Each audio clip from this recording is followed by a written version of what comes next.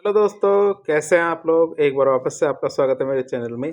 आज हम आपके लिए लेके आए हैं पंचायत सीरीज का तीसरे लेक्चर में आज हम बात करेंगे पंचायत राज संस्थानों के बारे में, अर्थात जिन्हें पीआरआई इंस्टीट्यूशंस भी कहते हैं। तो पंचायत राज इंस्टीट्यूशंस की बात करें तो भारत में पंचायती राज इंस्टीट्यूशंस ग्रामीण स्थानीय स्वशासन की एक प्रणाली है। महात्मा गांधी ने इनके लिए एक बात कही थी कि जब पंचायती राज स्थापित हो जाएगा तब लोकमत ऐसे भी अनेक काम करके दिखाएगा जो हिंसा कभी नहीं कर सकती। तो इस तरह हमने देखा कि महात्मा गांधी की एक लाइन इसके लिए बहुत कारगर साबित होती है। क्या लाइन है ये कि जब पंचायत राज स्थापित हो जाएगा पूरे देश के अंदर तब क्या है, लोकमत ऐसे भी काम करके दिखाएगा जो क्या है कभी हिंसा नहीं कर पाई। तो इस वाक्य के साथ आज का लेक्चर हम शुरू करते हैं। अब बात करते हैं भारत में पंचायत राज के उद्भव की। पंचायत राज कैसे शुरू हुआ। भारत में पंचायत राज के इतिहास की को यदि विश्लेषणात्मक दृष्टि से देखें तो इनको बहुत सारे कालों में बांटा जा सकता है। जैसे जैसे शुरुआत करें वैदिक काल की। वैदिक काल में प्राचीन संस्कृत जितने भी शास्त्र है उनमें एक पंचायतन शब्द का उल्लेख मिलता है। कौन से शब्द का? पंचायतन शब्द का उल्लेख मिलता है, जिसका अर्थ होता है एक आध्यात्मिक व्यक्ति 5 व्यक्तियों के समूह। ठीक है, एक आध्यात्मिक व्यक्ति सहित 5 व्यक्तियों का समूह क्या कहलाता है? हमारा पंचायतन शब्द कहलाता है। तो इसमें हम क्या कहते हैं? 5 पंच, या फिर मतलब कि एक आध्यात्मिक व्यक्ति सहित क्या 5 व्यक्तियों का समूह कहलाता है हमारे पंचायतन। धीरे धीरे ऐसे समूह में क्या एक आध्यात्मिक व्यक्ति को शामिल करने की अवधारणा लुप्त हो गई। क्या ऐसी अवधारणा लुप्त हो गई? ऋग्वेद में जैसे हमारी स्थानीय स्वशासन इकाइयां हैं तो इनके रूप में सभा और समिति और विदत का उल्लेख मिलता है। किसका? ऋग्वेद में हमारे स्थानीय स्वशासन जो इकाइयां हैं उसमें क्या सभा, समिति और विदत का उल्लेख मिलता है। और ये क्या है, स्थानीय स्तर पर लोकतांत्रिक निकाय हुआ करते थे। राजा क्या कुछ कार्यों और निर्णयों के संबंध में इन निकायों की स्वीकृति प्राप्त किया करते थे। बहुत सारे ऐसे कार्य थे जिनके मामले में इनसे स्वीकृति या इजाजत प्राप्त किया करते थे। फिर बात करते हैं हमारे महाकाव्य युग की, मतलब हमारे रामायण और महाभारत के टाइम की बात करें हम तो भारत के 2 महान महाकाव्य के बारे में बात करें, रामायण और महाभारत। तो रामायण के अध्ययन से संकेत मिलता है कि प्रशासन के 2 भाग होते हैं, जैसे हमारे पुर और जनपद, अर्थात जो नगर और ग्राम है उनको पुर और जनपद कहा जाता था। पुर को तो हम नगर कहते थे और जनपद को हम ग्राम कहते थे। राज्य में क्या एक जाति पंचायत या कास्ट पंचायत भी होती थी। और जाति पंचायत के द्वारा क्या होता था कि निर्वाचित व्यक्ति राजा के मंत्रिपरिषद का सदस्य होता था, अर्थात इनके अंदर जो निर्वाचित व्यक्ति होता था वो राजा की जो मंत्रिपरिषद है उसका सदस्य बन जाता था। महाभारत की बात करें तो महाभारत में के शांति पर्व में, अर्थात उसके जो 18 पर्व है, 18 पर्वों में एक पर्व था शांति पर्व। कौटिल्य का जो अर्थशास्त्र है, ये तो आपको पता है, कौटिल्य का जो अर्थशास्त्र है जिसको विष्णुगुप्त भी या चाणक्य भी कहते थे कौटिल्य को, और उसका अर्थशास्त्र ये भी राजनीति विज्ञान से संबंधित पुस्तक थी। मनोविज्ञान के से भी क्या है ग्रामों के स्थानीय स्वशासन के बारे में बहुत सारे सबूत, बहुत सारी जानकारियां हमें मिलती है। महाभारत के अनुसार देखें तो महाभारत के अनुसार ग्राम के ऊपर 10, 20, 100 और 1000 ग्राम समूह की इकाइयां विद्यमान हुआ करती थी। ग्रामिक की बात करें तो ग्रामिक ग्राम का मुख्य अधिकारी हुआ करता था, जबकि 10 गांवों का मुखिया होता था। जैसे हमारे अब पंचायत होते हैं, पंचायत समिति होती है, तो इस तरह क्या पहले के टाइम पे भी इकाइयां हुआ करती थी।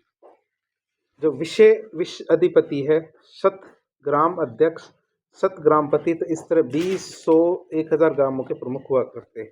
तो देखिए विषय मतलब 20 के ऊपर, शत ग्राम अध्यक्ष मतलब 100 के ऊपर, और शत ग्रामपति मतलब 1000 गांवों के ऊपर जो अध्यक्ष हुआ करता था उनके नाम हुआ करते हैं। अब ये क्या करते थे, स्थानीय स्तर पर एकत्र करते थे धन। क्या एकत्र करते थे? धन मतलब कर का इकट्ठा करते थे और अपने अपने गांव की रक्षा करने के लिए यही जिम्मेदार हुआ करते थे। क्यों? क्योंकि उस पैसे का इस्तेमाल किस में करते थे? गांव की रक्षा करने में। प्राचीन काल की बात करें तो प्राचीन काल में कौटिल्य के जो अर्थशास्त्र है उसमें ग्राम पंचायत का उल्लेख मिलता है। जो कौटिल्य है तो कौटिल्य के अर्थशास्त्र में क्या मिलता है? ग्राम पंचायत का उल्लेख मिलता है। नगर को पुर कहा जाता था और उनका जो प्रमुख होता था, हेड होता, उसे नागरिक कहते थे। आज भी हम नागरिक कहते हैं शहर के व्यक्ति को। स्थानीय निकाय किसी भी राष्ट्रीय हस्तक्षेप से मुक्त होते थे, अर्थात उनमें राजा कभी भी हस्तक्षेप नहीं करता था किसी भी व्यवस्था में, अर्थात न्याय व्यवस्था में, कर व्यवस्था में, किसी भी व्यवस्था में क्या राजा हस्तक्षेप नहीं करता था। मौर्योत्तर काल में भी ग्राम का जो मुखिया होता था क्या मुखिया वृद्धों की एक परिषद की सहायता से ग्रामीण जीवन में एक महत्वपूर्ण भूमिका का निर्वाह करता था। बात करें आगे तो ये जो प्रणाली थी गुप्त काल में वैसी की वैसी बनी रही, यद्यपि क्या नामकरण में कुछ बहुत ज़्यादा परिवर्तन हो गए। इस काल में जिला अधिकारी को विषयपति और ग्राम के प्रधान को ग्रामपति के रूप में जाना जाता रहा। तो हम ये देख रहे हैं कि ऐसा नहीं कि पंचायतें आज ही बनी है और आज से बात कर रहे हैं हम पंचायतों के बारे में। हमारे इतिहास में जो भी जैसे जो भी काल थे तो उन कालों में पंचायत जैसी बहुत सारी संस्थाएं हुआ करती थी। तो हम ये नहीं कह सकते कि पंचायत के बारे में आज ही हमने सुना है। इस तरह प्राचीन भारत में स्थानीय स्वशासन की एक सुस्थापित विद्वान प्रणाली थी जो परंपराओं रीति रिवाजों पे एक निर्धारित रूपरेखा के आधार पर संचालित होती रहती थी। पंचायत की बात करें तो पंचायत के जो हेड होता है, प्रमुख होता है, उसके रूप में यहाँ के सदस्य के रूप में स्त्री की भागीदारी का कोई संदर्भ नहीं मिलता है। अर्थात बस इतनी सी छोटी सी बात थी कि आज पंचायतों में महिलाओं को आरक्षण दिया गया है, लेकिन पहले की जो पंचायतें हुआ करती थी मध्यकाल, ऐतिहासिक काल, महाभारत काल, उसमें क्या महिलाओं को स्थान नहीं दिया जाता था, लेकिन इस पंचायत होती थी। मध्यकाल की बात करें तो मध्यकाल में हमारे जो सल्तनत काल है, इसके दौरान दिल्ली के सुल्तानों ने अपने राज्य को प्रांतों में बांट रखा था, जिसे क्या कहते थे, विलायत कहते थे। गांव के शासन है तो गांव के शासन के 3 महत्वपूर्ण अधिकारी हुआ करते थे। प्रशासन के लिए तो मुकद्दम होते थे उस समय, अर्थात हम सल्तनत काल की बात कर रहे हैं। राजस्व संग्रहण के लिए पटवारी हुआ करता था और पंचों की सहायता के से विवादों के समाधान के लिए चौधरी हुआ करता था। क्या पंचों की सहायता से जो विवाद होते थे तो विवादों के समाधान के लिए कौन हुआ करता था, चौधरी हुआ करता था।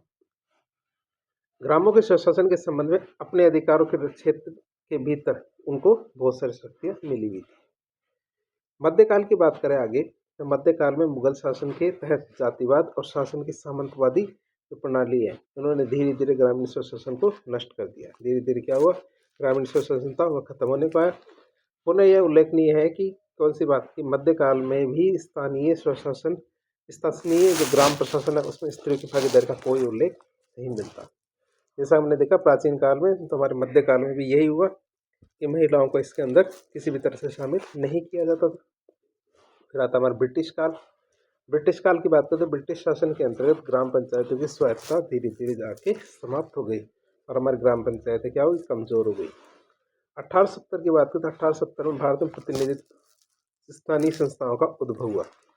1870 के प्रसिद्ध मेयो प्रस्ताव की बात करें तो उसने स्थानीय संस्थाओं की शक्तियों और उत्तरदायित्व में वृद्धि करके उनको विकास गति दी। किसमें, 1870 के मेयो प्रस्ताव ने। 1870 में ही शहरी नगर पालिकाओं में इस निर्वाचित प्रतिनिधियों की अवधारणा को प्रस्तुत किया गया। 1857 की शाही विद्रोह में शाही वित्त पर भारी दबाव बना दिया और स्थानीय सेवा को स्थानीय कराधान से वित्त पोषित करने को आवश्यक माना गया। ये माना गया कि जो हमारी स्थानीय सेवाएं हैं, जैसे नगरीय स्थानीय सेवा, ग्रामीण स्थानीय सेवा को वहीं से पैसा लिया जाए और उनकी सेवा में वो पैसा खर्च किया जाना चाहिए। इस तरह यह राजकोषीय मजबूरी थी कि विकेंद्रीकरण पर लॉर्ड मेयो के प्रस्ताव को स्वीकार कर लिया गया, क्योंकि उस समय पैसों की कमी थी। तो इस तरह हमने काफ़ी सारी बातें जो इतिहास में किस तरह से देखा गया था इसको देखा पंचायतों को। अब हम बात करते हैं आधुनिक जो पंचायतें हैं उनका विकास किस तरह हुआ, उनकी बात करते हैं। तो सबसे पहले हम देखेंगे किसके बारे में, भारत में पंचायती राज संस्थाओं के इतिहास और भारत में पंचायती राज संस्थाओं का विकास वर्तमान में किस तरह हुआ। तो भारत में पंचायती राज का जनक हम लॉर्ड रिपन को मान सकते हैं। किसको, लॉर्ड रिपन को। 1882 के आदेश के कारण क्या हुआ, या फिर आदेश के द्वारा इनकी स्थापना की गई। 1882 के आदेश के कारण आदेश को क्या बोलते हैं, Magna carta of local government भी कह सकते हैं। इस आदेश को क्या कहते हैं, Magna carta of local government भी कहते हैं। या फिर हम देखें तो 1882 के आदेश को Magna carta of local self government भी कह सकते हैं। शुरुआत की बात करें तो बीकानेर रियासत राजस्थान की पहली रियासत थी जिसने 1928 में ग्राम पंचायत का गठन किया था। कौन सी रियासत थी हमारी, बीकानेर रियासत पहली रियासत थी जिसने क्या 1928 में पहली बार ग्राम पंचायत का गठन किया। संविधान की बात करें तो भारत के मूल संविधान में पंचायती राज का उल्लेख कहाँ है, या फिर प्रावधान कहाँ है, अनुच्छेद 40 में किया गया है। और राज्य सूची का जो 5वां विषय है ये हमारी क्या है, स्थानीय सरकार है। जब हम इस राज्य सूची, संघ सूची और समवर्ती सूची है 7वीं अनुसूची के अंदर, तो उसमें जो राज्य सूची है तो इसमें 5वां विषय क्या है, हमारी स्थानीय सरकार है। तो बात करते हैं पंचायती राज के बारे में। पंचायती राज के बारे में देखें तो राजीव गांधी सरकार के द्वारा 1964वें संविधान संशोधन 1989 से पंचायती राज संस्थाओं को संविधान में स्थान देने की कोशिश की जा रही थी। मतलब अब हम देख रहे हैं कि पंचायती राज संस्थाओं को संविधान में स्थान देने की बात कि कब से इसकी शुरुआत हो गई थी। तो हमारे राजीव गांधी जो सरकार थी तो उनके द्वारा 64वें संविधान संशोधन 1989 से क्या हुआ, पंचायती राज संस्थाओं को संविधान में स्थान देने की बात की जाने लगी। पंचायती राज संस्थाओं को 73वें संविधान संशोधन 1992 के द्वारा संविधान में स्थान दे दिया। आखिर में क्या हुआ कि हमारे 73वें संविधान संशोधन 1992 के द्वारा क्या किया गया, संविधान में इनको स्थान दे दिया गया। ये जो संशोधन था इसको राष्ट्रपति के द्वारा 20 अप्रैल 1993 को अनुमति दी गई और इस संशोधन का भारत सरकार के द्वारा क्रियान्वयन कब किया गया, 24 अप्रैल 1993 को किया गया।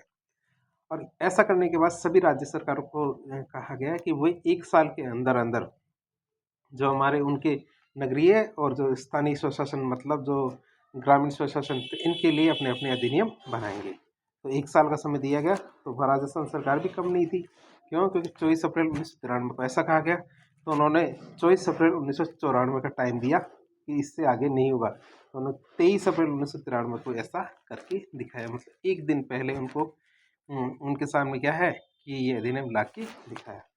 राजस्थान सरकार के द्वारा 73वें संविधान संशोधन को लागू करने के लिए राजस्थान पंचायत राज अधिनियम 1994 में लागू किया गया। एक दिन पहले राजस्थान में राजस्थान पंचायत राज अधिनियम 1994 में लागू करने से पहले राजस्थान पंचायती राज संस्थाएं राजस्थान पंचायत राज अधिनियम 1953 के अनुसार चल रही थी।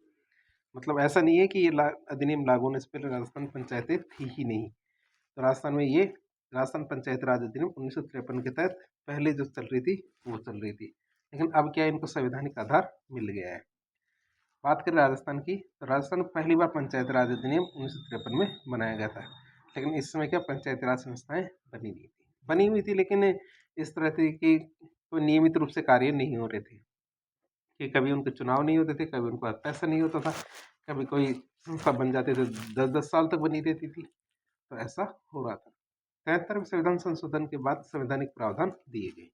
क्या प्रावधान थे? 73वें संविधान संशोधन से संविधान में भाग 9 जोड़ा गया, जिसका शीर्षक क्या बना, हमारे पंचायत। 73वें संविधान संशोधन से संविधान में 11वीं अनुसूची को जोड़ा गया, जिसमें 29 विषय शामिल थे। कितने? 29 विषयों को शामिल किया गया 11वीं अनुसूची में। 73वें संविधान संशोधन से संविधान के अनुच्छेद 243 से लेकर 243 ओ तक पंचायती राज संस्थाओं का प्रावधान किया गया था। क्या? 243 से लेकर 243 ओ तक पंचायती राज संस्थाओं का प्रावधान किया गया। तो हमने ये चीज़ देखी कि 73वें संविधान संशोधन के बाद संवैधानिक प्रावधान कौन कौन से किए गए। अब बात करते हैं राजस्थान में पंचायती राज के लिए कौन कौन सी समितियाँ बनी थी। इससे पहले हमने देखी सेंटर में कौन कौन सी समितियाँ बनी थी, अब राजस्थान में कौन कौन सी समितियाँ बनी उनके बारे में देखेंगे। पहली समिति हमारे हरिश्चंद्र शर्मा समिति, दूसरी हमारी सादिक अली समिति, तीसरी हमारी गिरधारी लाल व्यास समिति, चौथी हमारी हर लाल सिंह खर्रा समिति, पांचवी हमारी गुलाब चंद कटारिया समिति और छठी हमारी BS व्यास समिति। तो पहली समिति थी हमारी कौन सी, हरिश्चंद्र शर्मा समिति हमारी 1963 में बनी, सादिक अली समिति 1964 में, गिरधारी लाल व्यास समिति 1973 में, हर लाल सिंह खर्रा समिति 1990 में, गुलाब चंद कटारिया समिति 2009 में। तो जब ये गुलाब चंद कटारिया समिति बनी थी 2009 में, तो पंचायती राज संस्थाओं को 2010 में 5 विषयों का हस्तांतरण किया गया। कितने विषयों का? 5 विषयों का हस्तांतरण किया गया।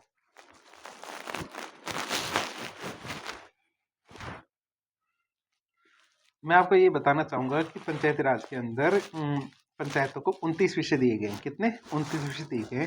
तो पंचायती राज संस्थाओं को 2010 में कितने विषय ट्रांसफर किया गया? 5 विषयों का। फिर बात करें ग्राम सचिवालय की अनुशंसा और ग्राम सचिवालय की स्थापना की अनुशंसा की थी किसने? BS व्यास समिति ने।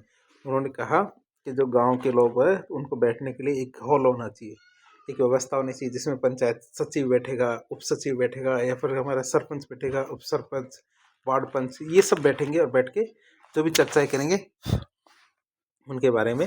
तो उसके लिए क्या है, ग्राम सचिवालय होना चाहिए। ये हमारे BS व्यास समिति की सिफारिश थी।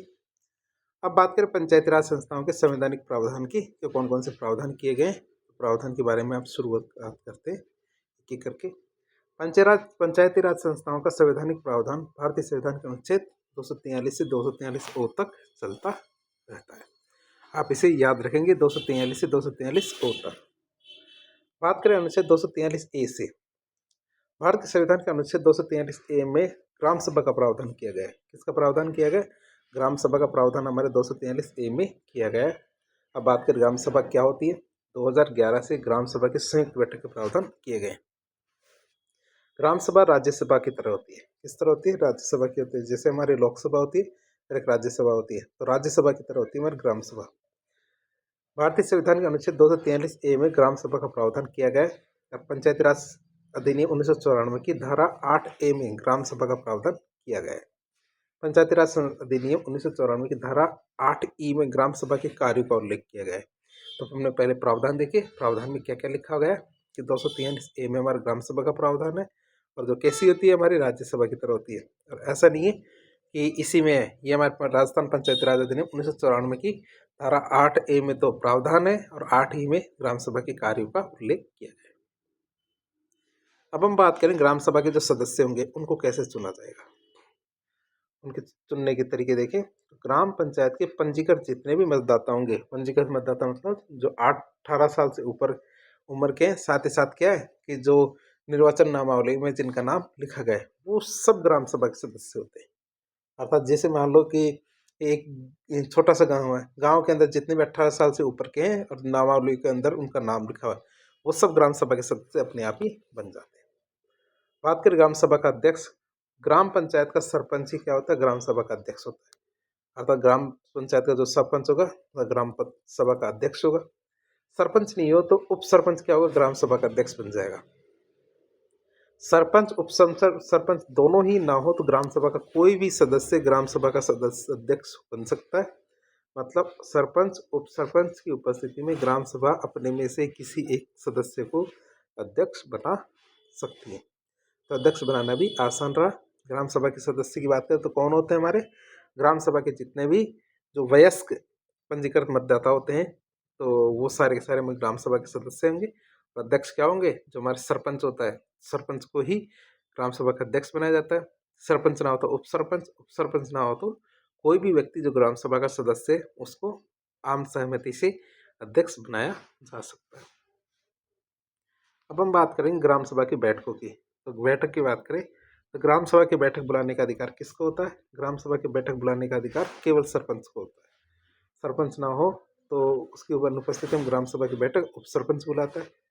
सरपंच और उप सरपंच दोनों ही नहीं है तो ग्राम सभा की बैठक वीडियो बुलाता है। वीडियो मतलब विलेज डेवलपमेंट ऑफिसर, जिसे ग्राम विकास अधिकारी भी कहते हैं। जी, वीडियो का पूरा नाम क्या होता है? ग्राम विकास अधिकारी। अब बात करते हैं ग्राम सभा की बैठकों की। ग्राम सभा के जैसे सरपंच ने, उप सरपंच ने, वीडियो ने बैठक तो बुला ली।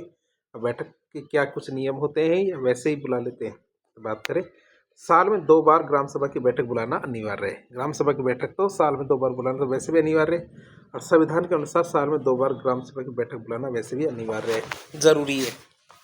क्योंकि अगर नहीं बुलाएंगे तो संवैधानिक प्रावधान का उल्लंघन हो जाएगा। राजस्थान पंचायती राज अधिनियम 1994 के अनुसार राजस्थान में ग्राम सभा की वर्ष में 4 बैठक बुलाना अनिवार्य है। कितनी? संविधान में तो हमारे 2 लिखी हुई है, लेकिन हमारे राजस्थान ने इससे 2 कदम आगे बढ़ के अर्थात 4 कदम हो गए इसके, अर्थात 4 बार बैठक बुलाना अनिवार्य कर रखा है। जैसे हमारे एक तो 15 अगस्त को स्वतंत्रता दिवस के दिन, 26 जनवरी गणतंत्र दिवस, 2 अक्टूबर गांधी जयंती और 1 मई मजदूर दिवस। तो इन 4 दिवसों के दिन क्या है? ग्राम सभा की बैठक बुलाना अनिवार्य कर रखा है राजस्थान में। अब बात करते हैं ग्राम सभा की बैठकों के कोरम या गणपूर्ति की। ग्राम सभा की बैठक के लिए कोरम या गणपूर्ति के लिए 1/10 सदस्य होना अनिवार्य है। अर्थात कम से कम 10% सदस्य आएंगे तभी ग्राम सभा की बैठक शुरू की जा सकेगी। दूसरे प्रावधान की बात करें अनुच्छेद 243 बी की। भारतीय संविधान के अनुच्छेद 243 B1 में पंचायती राज में त्रिस्तरीय व्यवस्था का उल्लेख किया गया है। क्या किया गया है? त्रिस्तरीय व्यवस्था का उल्लेख किया गया है पंचायती राज के अंदर। अर्थात सबसे ऊपर की संस्था होगी हमारी जिला परिषद, फिर होगी हमारी पंचायत समिति, फिर होगी हमारी ग्राम पंचायत। तो हमने देखा त्रिस्तरीय व्यवस्था हमारे 243 बी में की गई है। सबसे ऊपर हमारी जिला परिषद, फिर हमारी पंचायत समिति, फिर होगी हमारी ग्राम पंचायत। भारत के संविधान के अनुच्छेद 243 बी में, ये 34 नहीं, गलती से 243 है, 243 है, 243 बी की बात करें तो इसके अनुसार 20 लाख से अधिक, 20 लाख से कम जनसंख्या वाले जितने भी राज्य, क्या 20 लाख से कम जनसंख्या वाले जितने भी राज्य है वहाँ त्रिस्तरीय प्रणाली अपनाने से छूट दी गई है, अर्थात वहाँ त्रिस्तरीय प्रणाली अपनाने की जरूरत नहीं है। अर्थात 20 लाख से कम जनसंख्या वाले राज्य द्विस्तरीय प्रणाली को अपना, इसको आप याद रखेंगे। जनसंख्या का मामला है, 20 लाख की जनसंख्या, इसमें पैरामीटर सेट कर रखा है कि इससे यदि अधिक जनसंख्या है तो त्रिस्तरीय प्रणाली अपनानी है, और 20 लाख से भी कम जनसंख्या है ऐसे राज्य तो उनको द्विस्तरीय प्रणाली अपनानी है। अब मुश्किल ही भारत के अंदर ऐसा कोई राज्य है जिसकी जनसंख्या 20 लाख से भी कम है। तीसरा प्रावधान आता है हमारे 243 सी। भारतीय संविधान के अनुच्छेद 243 सी में पंचायती राज संस्थाओं के गठन का उल्लेख किया गया है कि पंचायती राज संस्थाओं का गठन किस तरह से किया जाएगा। बात करें पंचायती राज संस्थाओं के तीनों स्तर पर सदस्यों का चुनाव प्रत्यक्ष निर्वाचन के द्वारा किया जाएगा। जिला परिषद, पंचायत समिति के अध्यक्ष, उपाध्यक्ष के चुनाव अप्रत्यक्ष रूप से किए जाएंगे। हमारे जिला परिषद और पंचायत समिति है, क्या जिला परिषद और पंचायत समिति है, इनके जो अध्यक्ष और उपाध्यक्ष है इनके चुनाव क्या होंगे, अप्रत्यक्ष रूप से किए जाएंगे, जबकि हमारे पंचायत के प्रत्यक्ष रूप से। राज्य में ग्राम पंचायतों के चुनाव राज्य विधानमंडल के द्वारा करवाए जाएंगे, अर्थात वही निर्धारित करेंगे कि कौन से चुनाव कब होंगे। राजस्थान में सरपंच का चुनाव प्रत्यक्ष निर्वाचन के द्वारा किया जाएगा। जो हमारा पंचायत है तो पंचायत के सरपंच का चुनाव प्रत्यक्ष निर्वाचन के द्वारा, उप सरपंच का चुनाव अप्रत्यक्ष निर्वाचन के द्वारा किया जाएगा। राजस्थान में वार्ड पंच का चुनाव प्रत्यक्ष निर्वाचन के द्वारा ही किया जाएगा। तो आप ध्यान रखेंगे कि इसका चुनाव किस तरह से किया जाएगा। पंचायती राज संस्थाओं के पदेन सदस्य कौन कौन होते हैं, अर्थात जब इनकी मीटिंग्स होती है तो इनकी मीटिंग्स में कौन कौन आ सकते हैं, तो इनके पदेन सदस्य कौन कौन होते हैं। एक तो हमारे विधानसभा के सदस्य मतलब हमारे एमएलए, विधान परिषद के सदस्य मतलब एमएलसी, और एमपी मतलब हमारे जो सांसद होते हैं राज्यसभा लोकसभा के, तो वो इनके सदस्य होते हैं, पदेन सदस्य। बात करें पंचायत समिति के पदेन सदस्य की, तो हमारे विधानसभा सदस्य और विधान परिषद सदस्य ये इसके पदेन सदस्य होते हैं, और जिला परिषद का पदेन सदस्य कौन होता है, हमारा सांसद होता है। ये आ सकते हैं, ऐसा नहीं है कि पंचायत समिति की बैठक में सांसद नहीं आ सकता, सांसद भी आ सकता है, लेकिन हमारे जिला परिषद का पदेन सदस्य तो हमारा सांसद।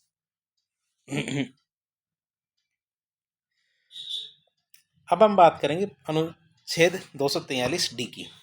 भारत के संविधान के अनुच्छेद 243 डी में पंचायती राज संस्थाओं में आरक्षण का उल्लेख किया गया है कि पंचायती राज संस्थाओं में आरक्षण किस तरह से दिया जाएगा, इसका उल्लेख हमारे 243 डी में दिया गया है। जैसे हमारा SC ST का आरक्षण जनसंख्या के अनुपात में दिया जाएगा, अर्थात उस पंचायत के अंदर जनसंख्या कितनी है हमारे SC की ST की, तो इसी के अनुपात में क्या आरक्षण दिया जाएगा। महिलाओं के आरक्षण के लिए 1/3 आरक्षण मतलब 33% आरक्षण दिया गया है। OBC के लिए 21% दिया गया है 1999 से, तो महिलाओं का 33% और OBC के लिए 21% आरक्षण दिया गया है 1999 से। राजस्थान में सन 2009 से पंचायती राज संस्थाओं में महिलाओं के लिए आरक्षण को 33% से बढ़ा के कितना कर दिया, 50% कर दिया गया हमारे राजस्थान में। तो राजस्थान में इससे एक कदम आगे बढ़ गया है राजस्थान, और 33% से बढ़ा के कितना कर दिया, 50% कर दिया। तो राजस्थान में सन 2010 के पंचायती राज संस्थाओं के चुनाव में महिलाओं के लिए आरक्षण 50% को लागू कर दिया गया। तो राजस्थान में महिलाओं को 50% आरक्षण दिया जाता है पंचायती राज संस्थाओं। अब बात करें महिला आरक्षण की। मध्य प्रदेश भारत का ऐसा पहला राज्य है जिसने क्या किया है, पंचायती राज संस्थाओं में महिलाओं का आरक्षण 33% से बढ़ा के 50% कर दिया है। कौन सा राज्य है हमारा, मध्य प्रदेश पहला राज्य बना है जिन्होंने पंचायती राज संस्थाओं में क्या किया है, महिला को आरक्षण 33% से बढ़ा के कितना, 50% किया है। और राजस्थान ऐसा फिर क्या होता है, राजस्थान ऐसा दूसरा राज्य बन जाता है जिसने पंचायती राज संस्थाओं में महिलाओं का आरक्षण 33% से बढ़ा के 50% किया है। तो राजस्थान क्या है, दूसरा राज्य बन गया है। अब एक नया प्रावधान देखते हैं, नया प्रावधान तो नहीं है लेकिन अगला प्रावधान की बात करें। अगला प्रावधान आता है 243E। 243E में क्या लिखा कि भारतीय संविधान के अनुच्छेद 243E में पंचायती राज संस्थाओं के कार्यकाल का उल्लेख किया गया है कि पंचायती राज संस्थाओं के कार्यकाल कितना होगा, तो पंचायती राज संस्थाओं का कार्यकाल 5 वर्ष का होगा। पंचायती राज संस्थाओं में यदि पद रिक्त हो जाता है, अर्थात अपना सदस्य है पंचायत समिति है, तो ये कोई सा भी पद हमारा रिक्त हो जाता है, तो रिक्त होने की स्थिति में अगले 6 महीने दोबारा से चुनाव कराना जरूरी है। एक बार जैसे मान लो चुनाव हो गए और किसी भी कारण से पद रिक्त हो जाता है, बीमार, मृत्यु, किसी भी कारण, त्यागपत्र, तो क्या होगा, उपचुनाव कराना हमें 6 महीने के अंदर अंदर। अर्थात यदि पंचायती राज संस्थाओं में पद रिक्त है तो अगले 6 महीने उपचुनाव कराना अनिवार्य है। लेकिन लेकिन लेकिन यदि पंचायती राज संस्थाओं के कार्यकाल को खत्म होने में केवल 6 महीने का ही समय बचा है, कि मतलब कि जो पद रिक्त हुआ है वह 4.5 साल के कार्यकाल के बाद हुआ है, तो उपचुनाव कराने की जरूरत नहीं है। तो आप इस प्रावधान को याद रखेंगे, 6 महीने का प्रावधान, 6 महीने में चुनाव कराना जरूरी है। अगर 6 महीने ही बचे हैं उसके कार्यकाल को तो उसमें उपचुनाव कराने की जरूरत नहीं। अब बात करेंगे अगला प्रावधान अनुच्छेद 243F की। भारत के संविधान के अनुच्छेद 243F में पंचायती राज संस्थाओं की योग्यता का उल्लेख किया गया है कि पंचायती राज संस्थाओं में क्या है, एक सरपंच, सचिव या किसी भी चीज़ के लिए कितनी योग्यता होनी जरूरी है। पहली योग्यता तो ये होनी चाहिए कि वहाँ का स्थानीय पंजीकृत मतदाता होना चाहिए। दूसरी बात कि उसकी उम्र कितनी होनी चाहिए, 21 साल।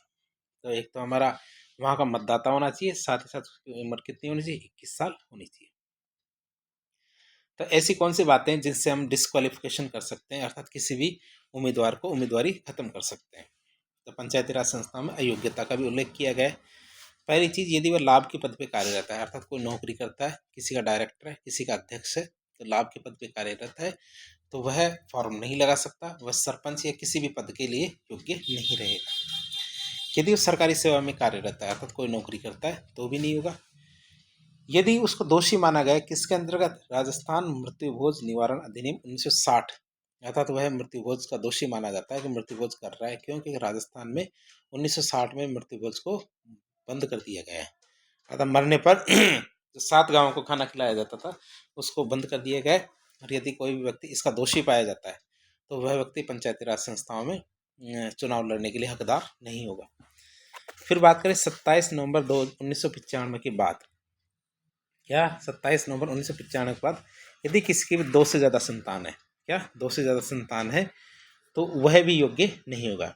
लेकिन 2018 में राजस्थान सरकार ने इसमें थोड़ा संशोधन कर दिया, कहा कि यदि 2 संतानों में यदि कोई बच्चा दिव्यांग संतान है तो उसको संतान की कैटेगरी में नहीं माना जाएगा, अर्थात उससे 2 से अधिक हो सकते हैं, लेकिन वो केवल एक ही शर्त है, यदि वह बच्चा दिव्यांग है तो ही, नहीं तो हमारे 27 नवंबर 1995 के बाद यदि 2 संतान है तो वह चुनाव नहीं लड़ सकता। 2018 की बात करें तो 2018 के बाद में कुष्ठ रोग से ग्रसित व्यक्ति है उनको भी पंचायती राज संस्थाओं के योग्य माना गया है। अर्थात पहले इसके लिए योग्य नहीं माना जाता था, लेकिन अब कुष्ठ रोग से यदि पीड़ित व्यक्ति है तो वह भी चुनाव लड़ सकता है। अब हम बात करें शैक्षणिक योग्यता की, अर्थात एजुकेशनल क्वालिफिकेशन कितनी होनी चाहिए हमारे पंचायती राज के चुनाव लड़ने के लिए। तो पंचायती राज अधिनियम 1994 की धारा 19 के तहत 2014 में शैक्षणिक योग्यता का अनिवार्य किया गया था, लेकिन इसको 2019 में समाप्त कर दिया गया। पहले तय किया गया था कि 8वीं, कम से कम 8वीं पढ़ा हुआ व्यक्ति तो पंचायतों के अंदर चुनाव लड़े, तो लेकिन बाद में ये तय किया गया कि जनता सर्वोपरि है। जनता यदि 8वीं पास की बजाय अनपढ़ को चुनना चाहती है तो आप कौन होते हैं उसको रोकने वाले। तो इस तरह 2019 के अंदर इस चीज प्रावधान को खत्म कर दिया गया कि जनता जनार्दन है, जनता जो चाहेगी वही करेगी, जनता चाहेगी जिसको सुनेगी। फिर 2000 वो अनुच्छेद 243G की बात करें, अगला प्रावधान, भारत के संविधान के अनुच्छेद 243G में पंचायती राज संस्थाओं के कार्यों का उल्लेख किया गया है कि पंचायती राज संस्थाएं कौन कौन से कार्य करेगी, इसका उल्लेख किया गया है। मतलब 11वीं अनुसूची में 29 विषयों का उल्लेख किया गया है कि कौन कौन सी कार्य जो पंचायती राज संस्थाएं करेगी। और ये 29 विषय कौन कौन से देखें। पहला विषय आता है हमारे कृषि विस्तार सहित कृषि, मतलब कृषि का विस्तार भी करना है और कृषि से संबंधित सारे कार्य हमारे पंचायती राज संस्थाओं के द्वारा किए जाएंगे। भूमि सुधार, भूमि सुधारों का कार्यान्वयन, भूमि समेकन, मृदा संरक्षण, लघु दूसरा विषय है। तीसरा हमारा लघु सिंचाई, जल प्रबंधन, वाटरशेड विकास, पशुपालन, डेयरी, मुर्गी पालन, मछली पालन, सामाजिक वानिकी, कृषि वानिकी, लघु वनोपज, हमारे खाद्य प्रसंस्करण उद्योगों सहित लघु उद्योग, खादी गांव कुटीर उद्योग, ग्रामीण आवास, पेयजल, ईंधन और चारा, सड़कें, पुलिया, पुल, हाट, जलमार्ग और संचार के अन्य साधन, बिजली के वितरण सहित ग्रामीण विद्युतीकरण, हमारे गैर परंपरागत ऊर्जा स्रोत, गरीबी उन्मूलन कार्यक्रम, प्राथमिक और माध्यमिक शिक्षा सहित शिक्षा, हमारे तकनीकी प्रशिक्षण और व्यावसायिक शिक्षा, वयस्क और गैर औपचारिक शिक्षा, पुस्तकालय, सांस्कृतिक गतिविधियां, बाजार और मेले, स्वास्थ्य और स्वच्छता, इसमें अस्पताल, प्राथमिक स्वास्थ्य केंद्र, औषधालय सभी चीज़ें शामिल है, परिवार कल्याण, महिला बाल विकास, विकलांगों और मानसिक रूप से जो मंद व्यक्ति लोग हैं उनके कल्याण के लिए सामाजिक कल्याण, कमजोर वर्गों का कल्याण, विशेष रूप से हमारे SC और ST का, और हमारे सार्वजनिक वितरण प्रणाली अर्थात जो PDS है वो सामुदायिक संपत्ति का रखरखाव। तो इस तरह हमारे पंचायतों के 29 विषय हैं जो बार बार परीक्षाओं में लगातार पूछे जा रहे हैं। एक बार आपको और बता देते हैं इन 29 विषयों के बारे में। कृषि विस्तार सहित कृषि, भूमि सुधार, भूमि सुधारों का कार्यान्वयन, भूमि समेकन, मृदा संरक्षण, लघु सिंचाई, जल प्रबंधन, वाटरशेड विकास, पशुपालन, डेयरी और मुर्गी पालन, मछली पालन, सामाजिक वानिकी, कृषि वानिकी, लघु वनोपज, खाद्य प्रसंस्करण उद्योगों सहित लघु उद्योग, खादी, गांव और कुटीर उद्योग, ग्रामीण आवास, पेयजल, ईंधन और चारा, सड़कें, पुलिया, पुल, घाट, जलमार्ग और संचार के अन्य साधन, बिजली के वितरण सहित ग्रामीण विद्युतीकरण, गैर परंपरागत ऊर्जा स्रोत, गरीबी उन्मूलन कार्यक्रम, प्राथमिक और माध्यमिक शिक्षा सहित शिक्षा, हमारा तकनीकी प्रशिक्षण और व्यावसायिक प्रशिक्षण शिक्षा, वयस्क और गैर औपचारिक शिक्षा, पुस्तकालय, सांस्कृतिक गतिविधियाँ, बाजार और मेले, स्वास्थ्य और स्वच्छता जिसमें अस्पताल, प्राथमिक स्वास्थ्य केंद्र, औषधालय इस सब चीज़ शामिल है, परिवार कल्याण, महिला बाल विकास, विकलांग और मानसिक रूप से मंद लोगों के कल्याण सहित सामाजिक कल्याण, कमजोर वर्गों का कल्याण और विशेष रूप से अनुसूचित जातियों, अनुसूचित जनजातियों का कल्याण, सार्वजनिक वितरण प्रणाली और सामुदायिक संपत्ति का रखरखाव। तो ये हमारे 29 विषय हैं जो लगातार परीक्षाओं में पूछे जा रहे हैं। अब हम बात करें पंचायती राज संस्थाओं के कार्य। ये हमारा सामाजिक न्याय और आर्थिक विकास के कार्यक्रम बनाना इसका कार्य है। साथ ही साथ हमारे सामाजिक न्याय और आर्थिक विकास के लिए कार्यक्रमों को क्रियान्वयन करना भी इसका कार्य है। अनुच्छेद 243H की बात करते हैं। H में क्या लिखा हुआ है? भारत के संविधान के अनुच्छेद 243H में पंचायती राज संस्थाओं के वित्तीय स्रोतों का उल्लेख किया गया है कि पंचायती राज संस्थाओं को पैसे कहाँ से मिलेंगे। तो H में क्या दिया हुआ? जल कर, पथकर, मेलों पर कर लगाकर पंचायती राज संस्थाएं पैसा कमा सकती है। जल कर लगा सकती है, पथकर लगा सकती है और मेलों पर कर लगा सकती है, जिससे पंचायती क्या पैसा कमा सकती है। और इसका निर्माण राज्य विधानमंडल के द्वारा किया जाएगा कि पंचायती राज संस्थाएं किन किन तरीकों से पैसा कमा सकती है। अगला प्रावधान आता हमारा 243I। 243I के बारे में बात करें तो 243I में क्या लिखा हुआ है कि भारतीय संविधान का अनुच्छेद 243I में पंचायती राज संस्थाओं के लिए राज्य वित्त आयोग का प्रावधान किया गया है। पंचायती राज संस्थाओं के लिए क्या किया गया है? राज्य वित्त आयोग का प्रावधान किया गया है। राज्य वित्त आयोग के अध्यक्ष और सदस्यों की नियुक्ति कौन करेगा? राज्यपाल के द्वारा की जाएगी। तो हमारे राज्य वित्त आयोग के अध्यक्ष और सदस्यों की नियुक्ति का प्रावधान किसके द्वारा किया गया है? राज्यपाल के द्वारा किया गया है। और हमारे राज्य वित्त आयोग के क्या कार्य होंगे? यह वैसे तो हमारा अलग से लेक्चर बनेगा राज्य वित्त आयोग से संबंधित, तो उसके अंदर भी आप देख सकते हैं, लेकिन वैसे भी आपको एक दो कार्य तो बता ही देते हैं कि पंचायती राज राजस्थान सरकार से पंचायती राज संस्थाओं को जो राजस्व का हस्तांतरण किया जाता है तो उसकी सिफारिश की जाएगी कि कितना होगा। साथ साथ राज्य की जो संचित निधि है वहाँ से पंचायती राज संस्थाओं को अनुदान की सिफारिश की जाएगी। और एक बात और बता दें आपको, राज्य वित्त आयोग की जो सलाह होगी राज्य सरकार के लिए कोई बाध्यकारी नहीं। तो लेक्चर थोड़ा लंबा होता जा रहा है, तो आज के लिए इतना ही रखेंगे। इसको पार्ट 2 के अंदर कंप्लीट करेंगे। और मेरी थोड़ी आवाज़ भी ठीक नहीं है अभी, तो इसको हम यही विराम देते हैं। तो लेक्चर यदि पसंद आता तो वीडियो को लाइक करें, चैनल को सब्सक्राइब करें, अपने दोस्तों के साथ शेयर करें। यदि आपको सुझाव हो कमेंट बॉक्स में बताएं। और लेक्चर 2 जल्दी अपलोड कर दिया जाएगा। धन्यवाद।